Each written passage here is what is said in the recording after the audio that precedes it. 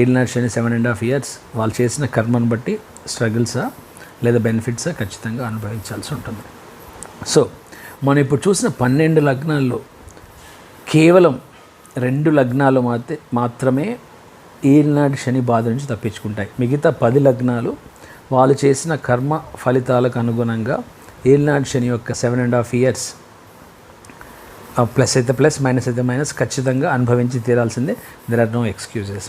But ఒక వృషభ లగ్నానికి శనికి 9, 10 ఆధిపత్యం వచ్చింది, అంటే కేంద్ర కోణ ఆధిపత్యం వచ్చింది కాబట్టి వృషభ లగ్నానికి. అండ్ తులా లగ్నానికి 4, 5 అగైన్ కేంద్ర కోణ ఆధిపత్యం వచ్చింది కాబట్టి ఈ 2 లగ్నాలకి, వృషభ తుల లగ్నాలకి మాత్రమే ఏలినాటి శని యొక్క దోషము ఉండదు. ఏలినాటి శని యొక్క బాధలు వీళ్ళకి నెగిటివ్ అయితే ఖచ్చితంగా ఉండదు, ఇంకా అన్ని పాజిటివ్సే ఉంటాయి. వీళ్ళు చాలా అదృష్టవంతులని చెప్పుకోవచ్చు.